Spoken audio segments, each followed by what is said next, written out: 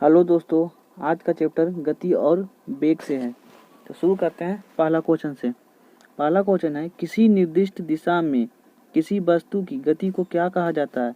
तो option number सी, वेग कहा जाता है। क्वेश्चन नंबर दूसरा, किसी पिंड का वेग समरूप कहा जाता है जब वेग का मान और दिशा दोनों नियत हो। Option number C. Question number तीसरा, चाल, दूरी और समय का सही संबंध किसमें है? तो यह हो जाएगा ऑप्शन नंबर बी। चौथा, तत्कालिक वेग और औसत वेग तब बराबर होते हैं जब वस्तु का, ऑप्शन नंबर डी, जब शून्य त्वरण हो। क्वेश्चन नंबर पाँचवा, किसी पिंड का विस्थापन समय के समानुपाती पाया जाता है। पिंड का, तो इसमें हो जाएगा वेग समरूप हो। ऑप्शन नंबर ए। छठा, मुक्त अवस्था में गिरते हुए एक पिंड द्वारा तय की गई दूरी समानुपाती होते हैं। यह हो जाएगा ऑप्शन नंबर सी, गिरने के समय के वर्ग।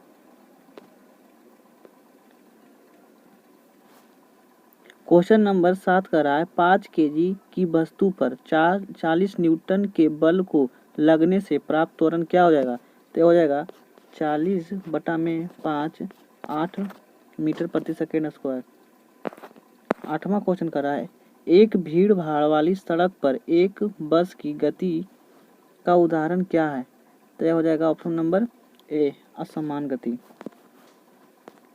9वां क्वेश्चन कर रहा है, यदि वेग समय ग्राफ समय अक्ष के समानांतर हो तो वस्तु नियत वेग से चल रही हो। Option number A. 10वां क्वेश्चन है, नीचे दिए गए वेग समय ग्राफ का कौन सा भाग शून्य त्वरण को प्रदर्शित करता है? तो 10 के हो जाएगा ऑप्शन नंबर बी और सी। 11वां क्वेश्चन, गति का दूसरा समीकरण और समय के बीच संबंध देता है। तो यह देता है स्थिति का। 13वां है, एक निश्चित दिशा में बढ़ रही वस्तु की गति को वैज्ञानिक शब्दावली में किस पद के रूप में जाना जाता है? तो यह जाना जाता है वेग। 14, वेग में परिवर्तन लगने वाला समय क्या कहलाएगा? तो यह कहलाएगा त्वरण। क्वेश्चन नंबर 5वां, एक समान तल वाली सीधी सड़क पर नियत त्वरण पर दौड़ने वाली कार के संबंध में इनमें से कौन सा कथन सत्य है? तो यह कथन हो जाएगा 15 के डी, कार का वेग निरंतर बदलता रहता है। 16 क्वेश्चन, जब कोई वस्तु एक समान गति से गति कर रही हो तो इसका त्वरण क्या होगा? तो इसका त्वरण शून्य हो जाएगा।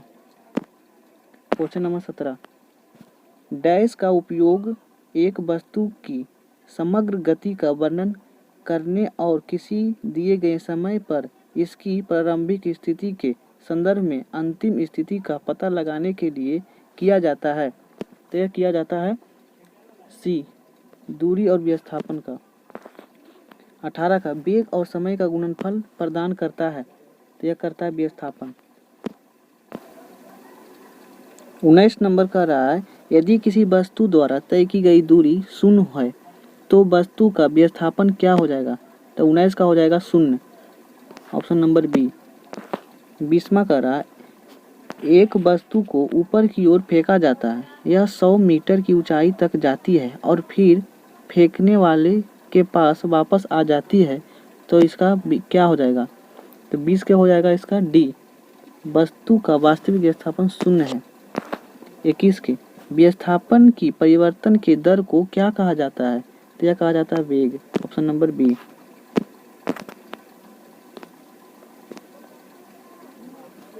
23 नंबर है, निरंतर शक्ति प्रदान करने वाली किसी मशीन के द्वारा कोई पिंड एक सरल रेखा में चलाया जाता है। t सेकेंड में पिंड द्वारा तय की गई दूरी निम्न में से समानुपाती होती है। तो यह होती है ऑप्शन नंबर डी। जब एक पर्यवेक्षक के सापेक्ष समय के साथ वस्तु की स्थिति लगातार बदलती जा रही है तो क्या हो जाएगा? तो यह हो जाएगा, कहा जाता है कि वह गतिशील है। 25 के, किसी वस्तु का त्वरण इसके में प्रति इकाई समय में हुआ परिवर्तन या वेग हो जाएगा, ऑप्शन नंबर ए। 26 में निम्नलिखित में से कौन सी एक वेक्टर मात्रा है, तो यह हो जाएगा ऑप्शन नंबर डी, वेग।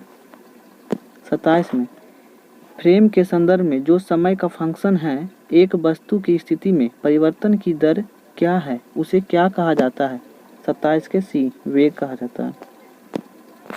28 समय के साथ किसी वस्तु का वेग दिखाने वाली ग्राफ को कहा जाता है, तो यह कहा जाता है वेग समय ग्राफ। 29 नंबर में शून्य त्वरण का अर्थ क्या है, तो यह हो जाएगा ऑप्शन नंबर ए, वस्तु का वेग स्थिर होता है। 30 का धनात्मक त्वरण का अर्थ क्या है, तो इसका अर्थ है ऑप्शन नंबर सी, वस्तु का वेग बढ़ जाता है। क्वेश्चन नंबर 31 गति का द्वितीय समीकरण क्या है, तो इसमें हो जाएगा ऑप्शन नंबर डी, एस बराबर ut हाफ at स्क्वायर। 32 में शून्य से स्वतंत्र रूप से गिरने वाली वस्तु में क्या होती है, तो यह होती है ऑप्शन नंबर सी, समान त्वरण होती है। 33 डैश वह भौतिक राशि है जो कभी भी ऋणात्मक नहीं हो सकती, तो हो जाएगा ऑप्शन नंबर दूरी। 34 कोई पिंड वेग v के साथ ऊपर की ओर ऊर्ध्वाधर रूप से फेंका जाता है, यह ऊंचाई h तक पहुंचने के बाद पृथ्वी की ओर लौट आता है। पिंड द्वारा तय की गई दूरी तथा विस्थापन का अनुपात क्या है, तो हो जाएगा ऑप्शन नंबर डी, अनंत। 35 किसी पिंड के वेग समय ग्राफ सरल रेखा में आता है तथा मूल बिंदु से गुजरते हुए एक्स अक्ष को छूता है, पिंड का गतिशील क्या है, तो 35 हो जाएगा ऑप्शन नंबर सी, बदलते हुए त्वरण से। 36 नंबर किसी वाहन के गति माप यंत्र बताता है कि उसका सुरक्षित चाल।